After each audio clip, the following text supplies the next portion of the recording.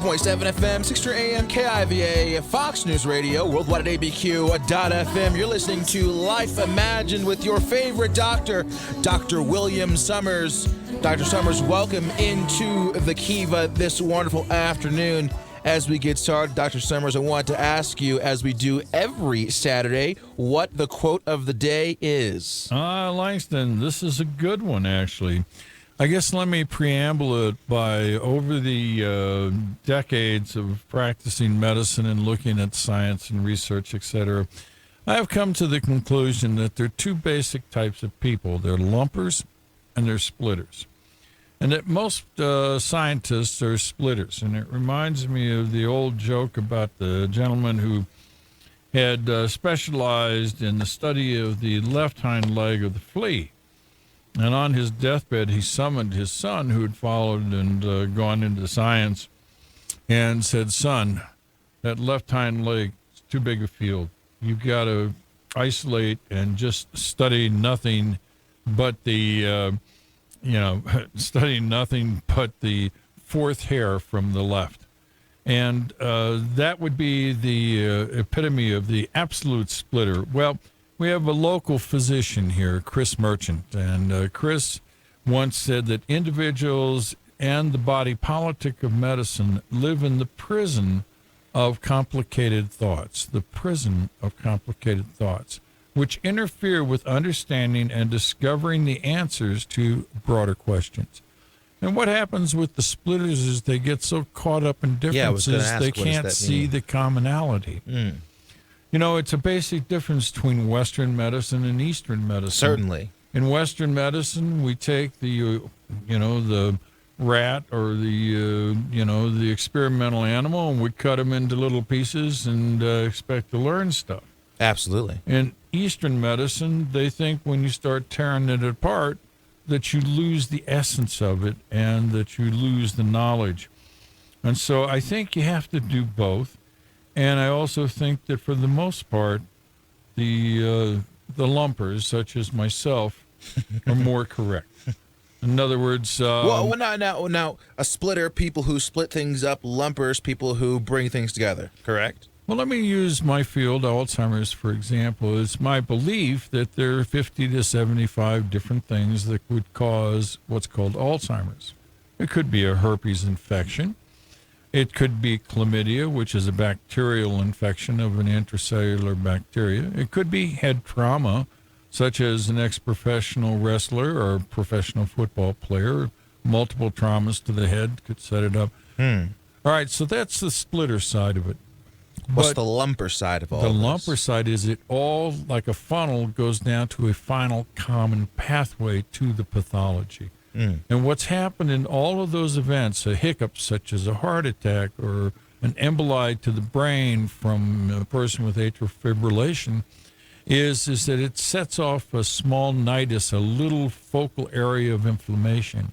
The inflammation sets off chemical reactions, and those chemical reactions are like a little fire in the forest, and the forest fire creates the whole forest becoming on fire because those sparks give off to other areas of the brain, and you get inflammation in other areas. And when you get damage enough, it's about 5 to 15% of the Alzheimer's brain results in the symptoms of Alzheimer's. Most people think that, when you have Alzheimer's and they open up your head, there ain't nothing left in there. But actually, 85% of the brain's intact. There's only about 15% shrinkage of the brain with Alzheimer's. Now, speaking of Alzheimer's, how you combine the lumper and the splitter is, there are 50 different causes, but the lumper is everything has to go down the same final common pathway to give you the disease. And that's the way I've looked at these things. And it things. seems like that lumper perspective would be more efficient at finding cures for diseases or sicknesses versus the splitter idea. What do these different causes or things have in common that give us an indication of the mechanism behind whatever the disease might be? Yes, invention rarely comes from the splitters because the splitters say, well, maybe herpes causes, Alzheimer's, but only on alternate Thursdays. So therefore, you only have to find a cure Only on every other Thursday. Tuesday when you have herpes will you get Alzheimer's. That's not a very reliable measure for predicting where that comes from. Yeah, and let me give you another quick example of how that thinking process works, and that is, for the past 30 years, the body politic has chased down, well, we've got to stop amyloid. And I sit it as a classic in logic and say what that is that's called a false narrative, a false hypothesis. And the way it works is it's called the innocent bystander hypothesis. And because when under the microscope in an Alzheimer's brain you see amyloid, the assumption has been for 30 years the amyloid causes the Alzheimer's. Now, Langston, let me ask you, is it not true that police cars cause automobile accidents, almost all of them? Is that not true?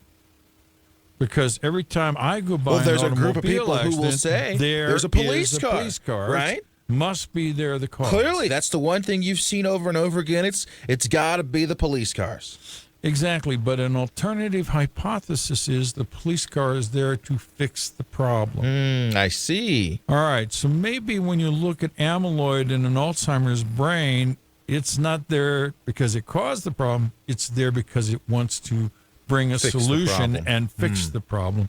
And my basic hypothesis, which is now beginning to catch on after 30 years of saying it, is that Alzheimer's, amyloid's your friend. That is the one really molecule, the glycoprotein in the body that can dampen down the little fire in the brain, the little forest fire that's going on in the brain, the, if you will, rheumatoid arthritis of the brain, dampen down the fire and sort of get homeostasis back and allow the brain to repair itself. Amyloid has a key role in the homeostasis, in the helping out, not in the causing. And anyway, that's where I've been. And the funny thing is that it's beginning to catch on. Well, there you go. Some effectiveness from the brilliant mind of Dr. Summers is catching on. One thing that is certainly catching on is Memory Revitalizer, Life Imagine, where you can purchase Memory Revitalizer. Go to memoryrevitalizer.com. You can find it on Amazon or order direct at 800-606-0192, 800-606-0192. You can find Memory Revitalizer at local stores here in town: Moses Country Store, Durand Central Pharmacy, Sam's Regent Pharmacy, Highland Pharmacy, Best Buy Pharmacy, and if you didn't know this, Manal Pharmacy over on Manal, Evergreen Herbal Market, Village Apothecary in Cedar Crest, and now Addison Drugs in Fort Sumner, New Mexico. Once again, memoryrevitalizer.com, memoryrevitalizer.com, 800-606-0192, 800-606-0192. I think I have done all the plugging for Memory Revitalizer for this portion of the show, Dr. Summers, so that makes me want to ask you, what is on the top of your mind in terms of topics or ideas or medical concepts that Dr. Summers is just chomping at the bit to discuss? I went and I early voted this last week, and I was absolutely astonished with what the heck the politicians are trying to pull over on the voter. Okay, tell us. Please, everybody, stop what you're doing. Run down to your local voting place and please vote now. What is it? Vote early, vote often? Right, that's like the Chicago model. Yeah, the Chicago model. There are 10 money issues on the ballot I had and voted on. Wow. And when I sat down and I racked it all up, it's $297.58 million.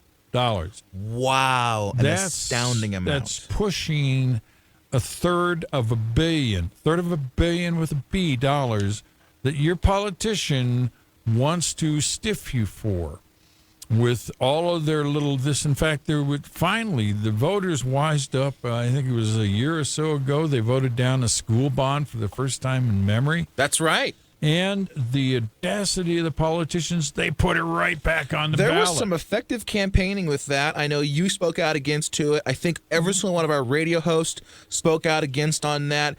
Tons of people came together to push this against this ballot initiative, and it worked. Hopefully, go to the polls, understand that $297.58 million in bonds is what they're asking to take out of your pockets. Dr. Summers, And this is insane. Yeah, I don't care how you slice that cookie. It comes out of your pocket. Oh, well, it's property tax on the rich, and I rent. No, your rent's going up, Your buddy. rent's going up.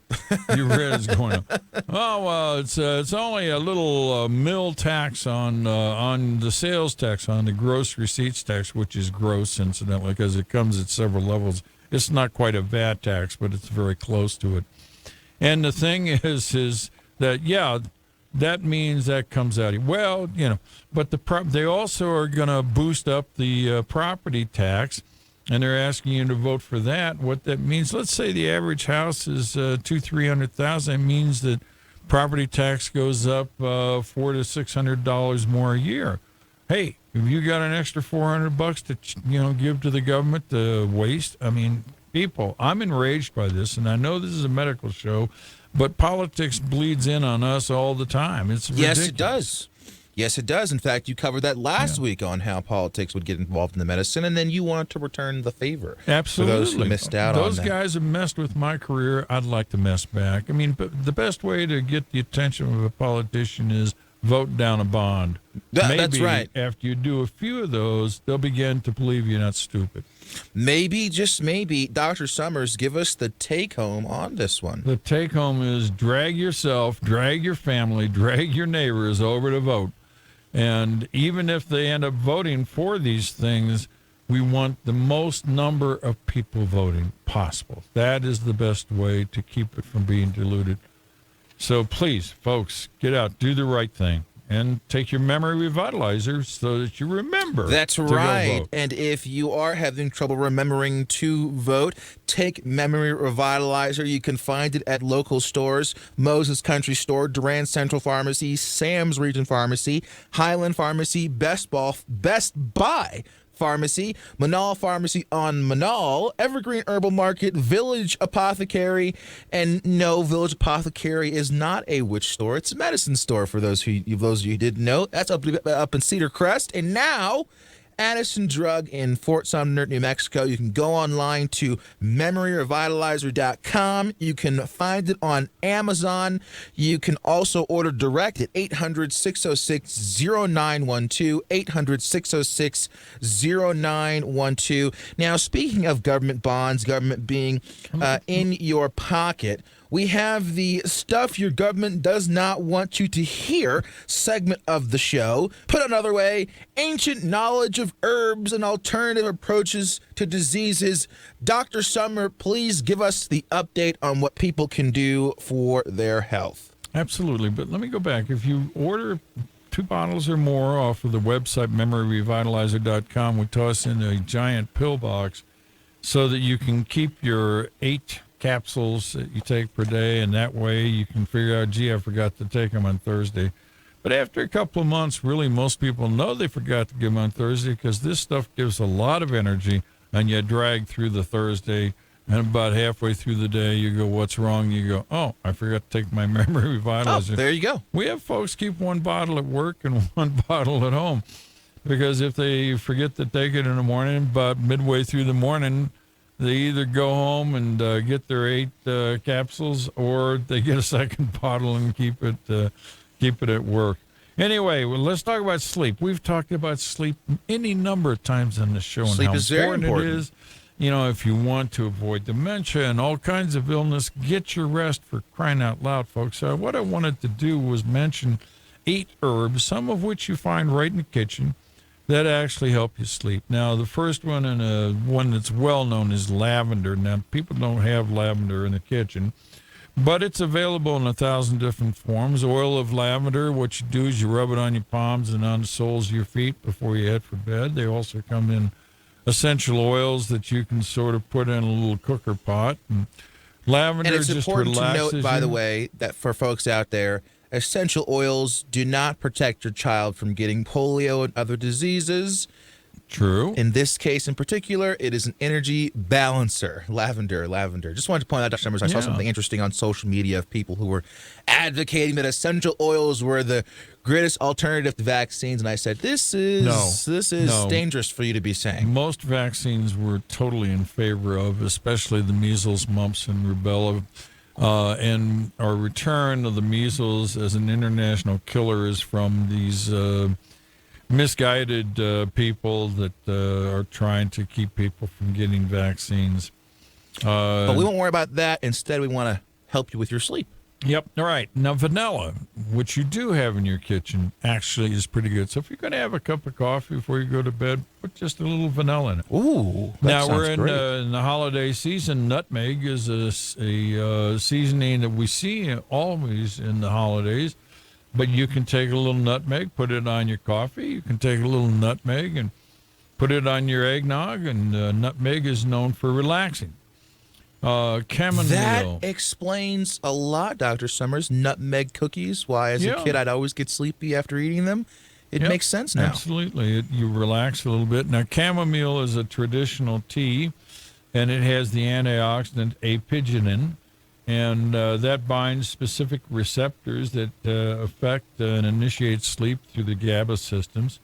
California poppy, if you can get your hands on it. And I used to go to a place called Montana de Oro at a certain time of year in the spring. And it translates into Mountain of Gold, and it's right by the sea. I have and the California poppies would come out, and the whole side of the mountain would be gold, as in the California That is poppy. unbelievably wonderful.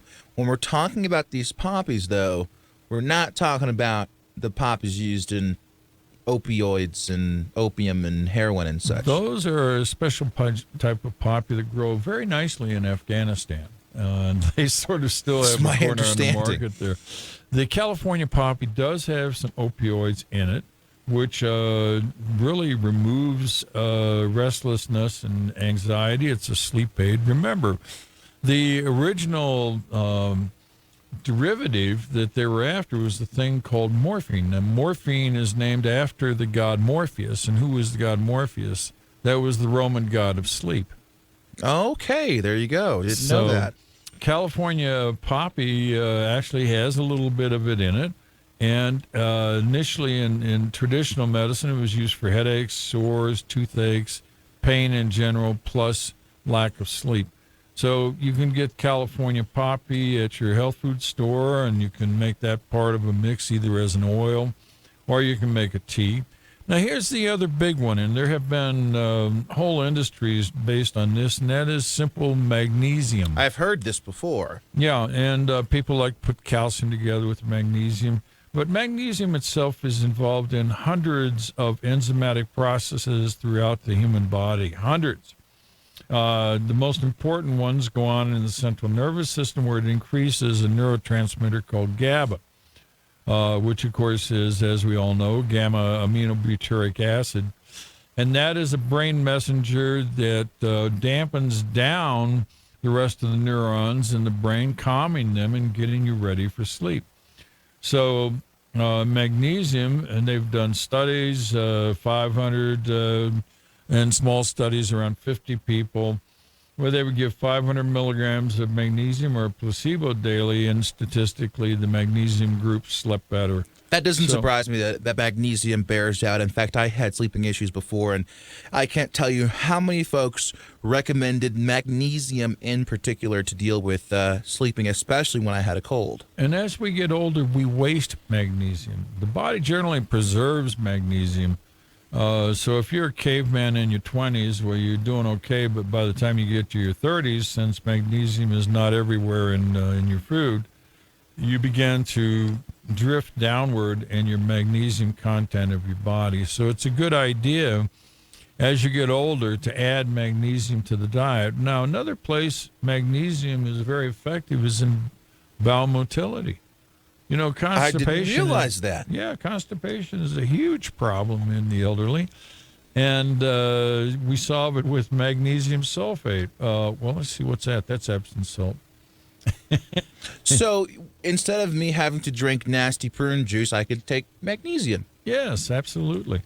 And it does the same thing unless you take a higher dose, it's sort of gentle in how it increases bowel motility. Now, again, when back to the herbs, you have jasmine, which is a relaxant and gives a sense of calmness, and valerian root, that's traditionally used in Asia and Europe. And then, of course, there is lemon balm, which you can grow around here. It's a mint, member of the mint family. Oh, I didn't and realize you can that. make a nice little tea out of it. You can add it to your coffee when you make it, or you can add it to cocoa, and it helps you go sleepy time. Get a little extra flavor in there, or of course the vanilla. You could always add the vanilla, like I do, to my hot chocolate. So that's 8 things that you can use to help get you sleep. Let me just hit the list again. It is lavender, generally as an oil, vanilla, nutmeg, chamomile, California poppy, that's at your health food store, magnesium, that's at your drugstore, jasmine, valerian root, you're back to the health food store. Also, passion flower is big, that's, again, an oriental one. Lemon balm you can grow yourself, and you can save the leaves and, use it when you brew coffee. It's pretty good on pork as well, so you just use it as a spice. And is chamomile, I just 8. want to ask very quickly, Dr. Summers, is chamomile actually very effective as a sleep aid or a relaxant? I've always heard that, but I've never really had that experience personally. I think it's as effective as melatonin. Really? Yeah. Melatonin is funny stuff. A lot of people, it just doesn't work. A lot of people don't realize the melatonin in and of itself is not what helps you sleep. It's the metabolites of the melatonin. So if you want to sleep and go to bed at 10, you take your melatonin at dinner at 5, so that it's metabolized to what you need to get your rest at night by 10 o'clock And so chamomile tea, or chamomile in particular, is going to operate the same way. Well, chamomile tea actually works a little more rapidly. That one you can take at bedtime. Gosh, these are, just old people's tales. This has not been investigated by the FDA, folks. But I do say, try them out, see what works. Yeah, hey, you can do this at home. And if you forget, the warning is don't try this. No, Here, you try this actually at can home. try this at home. That's exactly. And if the list is too long and you perhaps are forgetting or find yourself forgetting about the different sleep aids that are listed on this show, Memory Revitalizer can help you improve that memory so you can take home more information from Life Imagined with Dr. Summers. You can purchase them at local stores, Moses Country Store, Durand Central Pharmacy, Sam's Region Pharmacy, Highland Pharmacy, Best Buy Pharmacy, Manal Pharmacy over on Manal, Evergreen Herbal Market, and Village Apothecary in Cedar Crest, Addison Drugs in Fort Sumner. Once again, the website is memoryrevitalizer.com, memoryrevitalizer.com. You can also find it on Amazon, or you can order direct at 800-606-0192, 800-606-0192. And Dr. Summers, I believe you have a special that if you purchase 2 bottles, you get something you get extra a large in. pill box, which most people find very, very helpful. Again, it's like, oh, gosh, boy, did I take it? Well, if it's still in there and it's the Tuesday one that still has the pills in it and you're on Friday, well, then you forgot. And, it's a matter of getting into habits. One of the things I recommend to folks that have little kids is give them gummy bear vitamins or Flintstones or something, so the kids do have, they can't remember when they didn't take something for their health. And I think that's a good habit to get kids into. I should also say I also am a big believer in telling your kids fairy tales and Aesop's fables, because it all has meaning. But I wanted to plug another specific alternative health item from Life Seasons called Secura Tea Incontinence Support. Now, this is a huge industry. There are millions and millions of adult women and some men who, if they sneeze or laugh or, think too hard, they frankly lead wet to a themselves. little accident there. Yeah, they have a little hiccup. That happened to my wife while she was pregnant. Yeah. Any sort of laughter or slight startle and... Well, this stuff, Security Incontinence Support, I find is as effective as the prescription drugs, but it doesn't have the side effects. The side effects, most of the prescription drugs work on an anticholinergic system, oxybutynin, for example. And what happens is it leads to a dry mouth, slow bowels. You're going to have to come back and take more magnesium. It's a mess. And it also, when it crosses blood-brain barrier, mucks up your thinking. But the Security doesn't do that. And what they're doing is they combine about 7-8 different weeds, herbals, if you will. And I wanted to hit their list. It's buchu, which is a shrub in South Africa, goji berry, which is a berry from China. I've actually had goji berries. They're very good. Chinese peony, and there is a small tree native to China called Ecomenia, and then venposin, which is a vascular herb, and then cinnamon, and a sort of a woody mushroom from Japan called radishi, very famous in the alternative health world. Then you add a little bit of wild yam, and then noni. You've heard of noni? I have not heard of noni. Noni berry, and they were, this was big back in the 90s. Noni from, God, what is that? Fiji noni berry. And that sounds so exotic. It does, right? Yeah. It sounds almost like, like a phrase, like you call your mother noni or something. I don't know. In Japanese is what I'm reminded of. But it's in fact not a term for your mother. It's antioxidants, mulberries from it's good old American mulberries, and if you've had mulberries, they are bitter and nasty. From the coffee family, then. Yes, they're related to the coffee. The tree is a little larger, the mulberry tree, but basically it's a bitter thing, but it is also very effective, and probably a big part of the component of this security and continent support formulation. And I got to tell you, I've got several patients on this. It works. And it's worth the expenditure. And again, it is not FDA approved. And I suggested here on the show, and I guess I'm still permitted to do that. How are mulberries not FDA approved? Well, it's from the earth. The FDA think that they are given the license to approve everything. Whoa. You're going to improve. We have to get government. This is how government works, right? We're going to make sure that you have to get approval for something that God created on this earth for you to use. Yeah. But that's not good enough. You have to get a bureaucrat's nod. I'm trying to think of where it is they tax you for the rainwater you collect off of your roof. Oh, yes. I think that's in Seattle. If I'm not mistaken, I believe that was in Washington State, and then they did that in California during the drought as well. Yes, that's right. I mean, my God. I can't believe I remembered that. That was a long time God-given ago. rain, and they're going to tax you on it if you bother to collect a few in rain barrels. That's amazing. Absolutely insane. Definitely not in the public interest at all. But we do on this show regularly include topics that would be in the public interest. We're talking about sleep aids. We've talked about noni berries and goji berries. Well, Dr. Summers, what else do you have for us this week that would be a great topic for public interest? Viagra. Sildenafil. Yeah. I wanted to talk about good old-fashioned Viagra. I mean, we got 62, the little blue pill.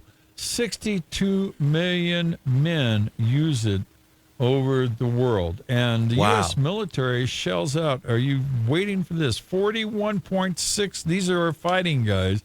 $41.6 million is spent by the military services on Viagra. $41.6 million for Viagra. I imagine that's probably linked to PTSD. Yeah, and could well be. And $1.4 billion in sales to Pfizer Pharmaceutical. God bless them. And their patent expires next year, 2020. I want to ask very quickly, since you did memory revitalize and you understand the patents. I don't really know them super well, but once that patent expires, can the company will they have to slightly modify the formula and create a new patent, or when that 2020 thing happens, the formula for Viagra now becomes public knowledge that any manufacturer can now begin to produce? Yeah, what happens is in the pharmaceutical world, you get what's called an NDA, or new drug application. And with that, you also get a patent. Now, the patent frequently takes place before you put in your NDA application to FDA. To give you some concept of how laborious that was, today you can deliver the information electronically, but in the good old days, it would take 2 moving vans to bring the data to the FDA. Whoa! For them to analyze, and they would take 6 to 8 years to analyze it, and you would lose that 6 to 8 years off the patent. Frequently, it would go 12 years. And a patent at the time, before the patent term extension law, the Hatch-Waxman Act back in, I think, 88, was only 17, 18 years. After the Hatch-Waxman Act, it was extended to harmonize with the rest of the world to 20 years. So now the patents are 20 years. And the FDA supposedly streamlined things. And how they did that was after a scandal in the ranks of the FDA that was exposed by the Wall Street Journal back in the 80s.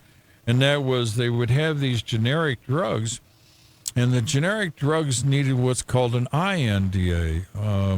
What does that stand for? Excuse me, ANDA, which was an annotated new drug application, which means, okay, we're just going to go on the piggyback of Pfizer on Viagra. We'll access their files because now the patent's out, that's public record. And we will just say, hey, refer to them about safety and efficacy, and you need to look at our application. Now, back in the 80s, there were 2 people working in the ANDA, the generic division of FDA, and one was known as the turtle, and the other one was known as the rabbit.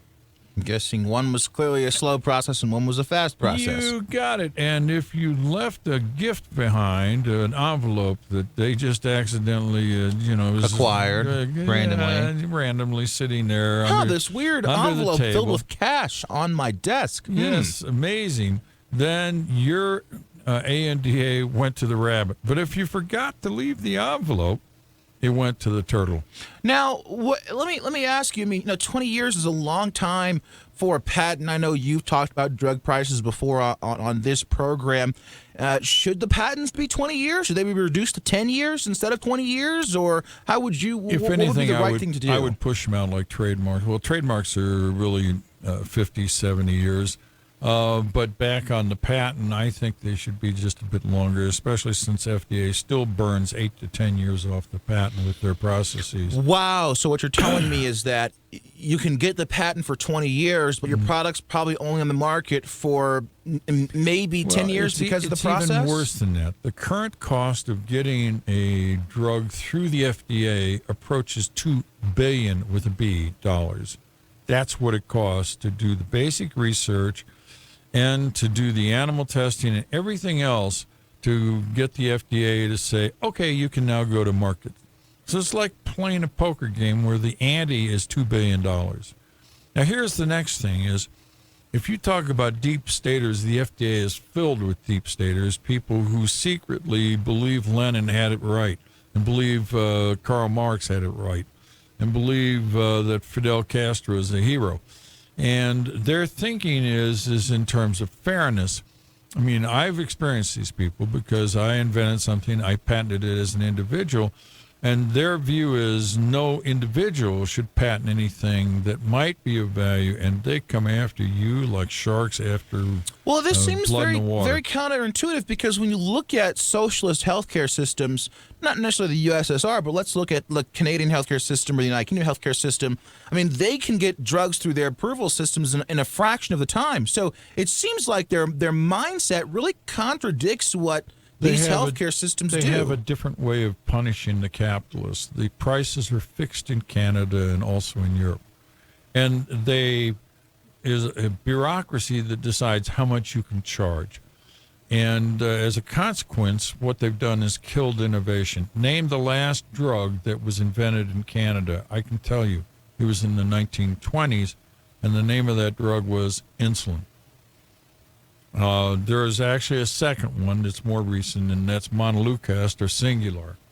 But those are 2 drugs from the 20th century invented in Canada. that is not a hotbed of invention. Europe, basically, with the European system of socializing the FDA process, they basically killed innovation in Europe. The last drug I can think of that came out of that was the first of the calcium channel blockers, and that was invented by the Russians because they turned their scientists loose and cleared the way for their scientists to apply for patents. Discover. Yes, Yeah. to apply for patents in the United States. And they got a patent on the first calcium channel blocker, made big bucks, and created a hospital in southeastern Moscow. So the Soviets in there, with their continuous loss, United States said, maybe we should let our scientists kind of go crazy here so that we can at least rival the U.S. In the late 1980s, they had a cash crunch. They had no cash. And one of the ways they did it was by licensing their calcium channel blocker to the West. I actually sat in the Institute of Cardiology in Moscow at one time, and it's amazing. They have the whole story of the development of nifedipine, and it's like a museum tribute to capitalism in the middle of Moscow. That's fantastic. I know I don't want to get us too far on this with patents. I just figured our audience might be curious about some of this stuff. But tell us, the United States military spending $41.6 million, $1.4 billion annually going to the company that created this patent, which expires in 2020. Tell us where this story starts. Well, it's a fun story. It's a fun story. It goes to a Nobel Prize that was handed out to three individuals, Robert, oh boy, I'm going to kill this, Furtgott, and Ferret Murad, and also Luis Anagro. They shared a Nobel Prize in Physiology in 1998 because they studied a metabolic pathway in smooth muscle cells to create a gas. People don't realize it, but we actually make a gas in our body, and it's called nitric oxide. Oh, okay. And how we do it is we take a basic amino acid called L-arginine, and we take two of those, and then we combine that with some hydrogen and some oxygen and little what is called NADP. And NADP is really an energy molecule created by the body, and that results in 2 molecules of nitric oxide plus a little bit of water and NADP, which is an energy molecule. And that enzyme that creates it is called NOS, or nitric oxide synthetase. Now, it turns out there's numerous nitric oxide synthetases in, shall we say, nature, not just our bodies. There's eNOS, okay? Those are the ones that hang out in the lining of our blood vessels. There's iNOS. Those are the ones that we can induce by doing certain things. We can get the body to make more nitric oxide synthetase. And there is nNOS. That's the one that's the most important. We'll talk about that in a second. But let me go back. There's one called bNOS, and that is bacterial nitric oxide synthetase. In other words, bacteria have their very own way of making nitric oxide, and which is a gas. Well, why would bacteria need to be able to make that gas? The answer is they can use that to protect themselves against the stress of an antibiotic. You know how these antibiotics, the bacteria are smart and they figure out how to become resistant to it? When you go look at the bacteria, they've turned on their bNOS. They're making nitric oxide, which inactivates the penicillin. How smart is nature? If you don't believe in God after looking at some of these connections, you're a foolish person. Right. Anyway, so nNOS is neuronal nitric oxide synthesis. That's the stuff made by the brain. And, of course, what is Dr. Summers' favorite organ in the body? It's the brain. And the brain has its very own form of this enzyme. And it does so many things. Let me tell you what it doesn't just give you what Viagra is known for. It will give you synaptic plasticity, which means it helps you think. It helps you connect one neuron to the other so you can learn stuff. So it's involved with memory. It helps smooth muscle relaxation in blood vessels in the brain. So you get good, smooth oxygen and glucose flow to the brain. Remember, the brain loves two things. It likes oxygen and it likes sugar, which is why my observation is if you know somebody with Alzheimer's, you can bring them a box of candy. They'll polish that puppy off in an hour and never gain a pound. They're like teenagers. They have a voracious appetite for sugar. So if you want to know what to get Granny for Christmas if she's got some memory problems, bring her some Mrs. Fields cookies and some candy. It won't hurt her as far as we can tell. Anyway, so the neuronal nerve cell NOS also regulates blood pressure to the brain. That's a cool thing. If you want to prevent stroke, wouldn't you want the blood vessels to dilate so Yes. that it isn't too high blood pressure? It causes vasodilatation. And actually, nNOS has been used in the heart to protect against, in fact, the body makes it to protect against skipped heartbeats that occur from a heart attack. When you make a heart attack, the nerve cells going to the heart put out this gas, nitric oxide, laughing gas, incidentally, I might add. Your dentist has it, nitric oxide. So it puts out laughing gas for the heart, so the heart is protected against a heart attack. Isn't Mother Nature amazing? I mean, I love this. But even better, I got to tell you the origin of Viagra. Where did it come from? Please, Okay. please. In the last, we got a couple of 2 minutes here, Dr. Summers. So let us know. Yeah, I'm sorry, but this is It's so very fascinating. fascinating. Now, this is from rumors to doctors. What doctors tell doctors, it's never been written down that I've seen. Oh, this is even But better. the study on this was going on in some Swiss labs. They were looking at the sildenafil for helping with stroke and heart attack. In fact, one of the uses today is you can relax pulmonary vasculature. So if you have high blood pressure in the lungs, it can actually lower that blood pressure. And I will tell you, if you've got someone in a blood pressure crisis, give them some Viagra. It brings the blood pressure down. Wow. Isn't that amazing? So it can be used in hypertensive crisis, and I've used it that way. But back to the story, they said, my gosh, this stuff relaxes blood vessels, and it's going to help with stroke and heart attack. Let's start dealing with this. We got to test its safety on a bunch of rats. And the two guys who I heard were from Pakistan, and they were paid scientists, PhDs, no doubt. They happened to notice that the rats were having a good time down there in the cage. I mean, they were just really, and the little guys were running around quite excited. The boys were, and they noticed that. And so they took some of this home for the weekend and tried it. I mean, this is classic medicine. You always try. I mean, I am the original rat from Memory Revitalizer. I've been taking it now for 20 years. So if I drop dead, well, nobody else should take it. But so far, I'm just healthier than can be, and I'm saying everybody needs to take this stuff. It's beautiful. Anyway, so what these guys did was they went home and they took it, and boy, were their wives happy. I imagine they were. And they came back, and they had the temerity to go ahead and mention it to the guys who were making it. And anyway, the next test after you do animal safety is you got to do human safety. So they took it on, they gave it to a bunch of guys in England to see if they would survive. And you know what happened? When the guys They didn't came just in, one survive, of the they nurses thrived. noticed that these guys were all on the table face down to hide their erections.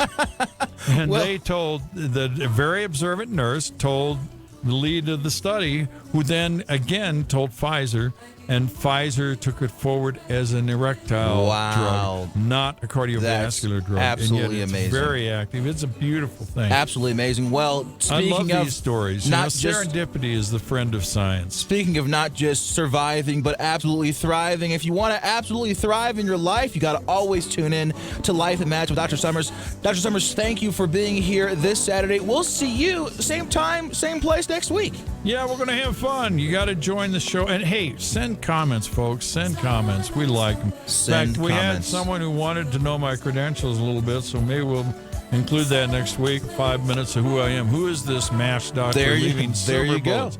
I am the guy who leaves imitation pearls before genuine swine. Oh, wait a minute.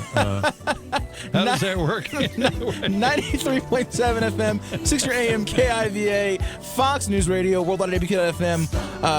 Don't change the dial. We'll be back with more great content up next.